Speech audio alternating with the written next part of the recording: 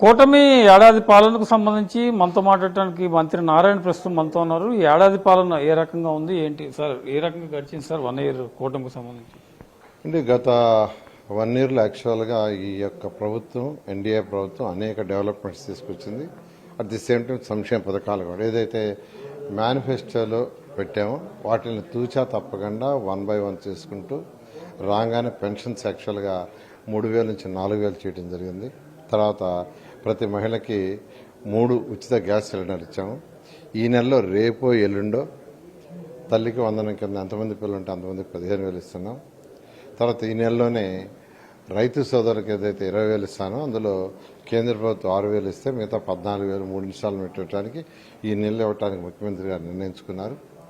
August 15న ఉచిత bus ప్రయాణం కూడా ఇవ్వడానికి ఈ విధంగా యాక్చువల్గా మేనిఫెస్టోలు ఏదైతే అవి చేస్తూ చేయని కూడా కొన్ని అంటే ఓవరాల్గా చెప్పినవి కూడా కొన్ని ఉన్నాయి. అన్నా క్యాంటీన్, ఇప్పుడు డ్రింకింగ్ వాటర్ ఉంది, ప్రతి ఇంటికి కొళాయి ఇస్తా ఉన్నాం. ఈరోజు 13,000 కోట్ల రూపాయలతో మా డిపార్ట్మెంట్ అమృత్ 2.0 కానీ ఏషియన్ ఇన్ఫ్రాస్ట్రక్చర్ కానీ రెండింటికి టెండర్స్ రెడీ చేస్తుంది. అది కూడా రేపు ఎల్లుండి రిలీజ్ చేస్తున్నాం.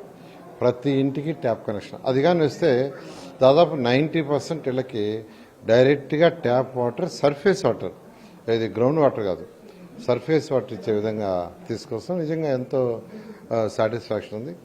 అదేవిధంగా అన్నిటికంటే ఏంటంటే గత ప్రభుత్వం 10 లక్షల కోట్లు అప్పు చేసిపోయింది. అది తీర్చే బాధ్యత రాష్ట్ర ప్రజల మీద ఉంది. రాష్ట్ర ప్రజలు కట్టే ట్యాక్సులతో తీర్చాలా. అయితే అవన్నీ జరగాల, ముందుకు పోవాలంటే రాష్ట్రంలో ఇండస్ట్రీస్ రావాలా. ఇండస్ట్రీస్ వచ్చినప్పుడే యువతకు ఉద్యోగాలు వస్తాయి. యువతకు ఉద్యోగాలు వచ్చినప్పుడే వారి ఆదాయం పెరుగుద్ది. వారి ఆదాయం పెరిగితే రాష్ట్ర ఆదాయం పెరుగుతుంది. ఎందుకంటే ఎప్పుడైతే ఆదాయం పెరుగుతుందో ట్యాక్సుల ధర వస్తుంది. అందుకని ఈరోజు దాదాపు అన్ని ఇతర దేశాలు కూడా తిరిగి అనేక దేశాలు తిరిగి ఈరోజు యువనాయకుడు అనేక కంపెనీలు తీసుకొచ్చారు. ముఖ్యమంత్రి గారు కూడా అనేక కంపెనీలు తీసుకొచ్చారు. అయితే ఏ కంపెనీ అయినా స్టార్ట్ చేయాలంటే కనీసం 1.5 years నుంచి 3 years పడుతుంది. ఇది ఒక చిన్న షాప్ కాదు. ఒక కంపెనీలో ఒక 2,000 3,000 పెట్టుబడి పెట్టాలంటే కనీసం 1.5 years నుంచి 3 years పడుతుంది. ఏదేమైనప్పటికీ రాష్ట్రం ముందుకు పోవాలా, ఆర్థికంగా డెవలప్ కావాలంటే అనే ఉద్దేశంతో ముఖ్యమంత్రి గారు హై ప్రయారిటీ దానికి చిరోస్ చేశారు. నిజంగా ఎంతో సాటిస్ఫాక్షన్ ఉంది. రేపటి సభకు సంబంధించిన సార్ ఏ రకంగా జరగబోతుంది? మొదటి ఇయర్ సభ రాష్ట్ర స్థాయి పండుగ కాబట్టి అంటే ఖచ్చితంగానండి రాష్ట్రంలో లాస్ట్ 1 yearలో జరిగిన ఒడిదుడుకులు, మనం చేసిన డెవలప్మెంట్, అటు సంక్షేమం కావచ్చు, అదేవిధంగా డెవలప్మెంట్ కావచ్చు, ఈ విషయాలన్నింటినీ యాక్చువల్గా ముఖ్యమంత్రి గారు రేపు వివరిస్తారు. ఫ్యూచర్ కూడా మనం ఏం చేయాలి రాబోయే రోజులు అనే దాని మీద ఒక దిశానిర్దేశంతో రేపు మీటింగ్ జరగబోతుంది. మొదటి ఏడాది క్యాపిటల్కి సంబంధించి సార్ మీ ఫీడ్బ్యాక్ బాగానే స్టార్ట్ అయిందా? ఇంకా కొద్దిగా ముందే అవ్వాలని అనుకున్నారా ఏంటి? అమరావతి క్యాపిటల్ సిటీ గత ప్రభుత్వం చేసిన నిర్వాహం వల్ల అనేక ఇబ్బందులు పెట్టింది. ఎందుకంటే ఆ కాంట్రాక్టులు క్లోజ్ చేయాల, వాళ్ళకి ఇవ్వాల్సిన అమౌంట్ ఇవ్వాల, అన్ని ఇబ్బందులు పెట్టడం వల్ల యాక్చువల్గా ఏంటంటే అది అలాగే నిలిచిపోయింది. అయితే ఈ ప్రభుత్వం వచ్చిన తర్వాత మళ్ళీ వాళ్ళ కోర్టులు గిట్లు పోకుండా కమిటీలు వేసి కమిటీల్లో డిస్కస్ చేసి ఇది స్మూత్గా క్లోజ్ చేసాం. అదేవిధంగా ఏదైతే కన్స్ట్రక్షన్స్ 14-19 కట్టామో గత ప్రభుత్వం అన్ని వదిలేసింది, అది ఒక అడవి చేసేసింది.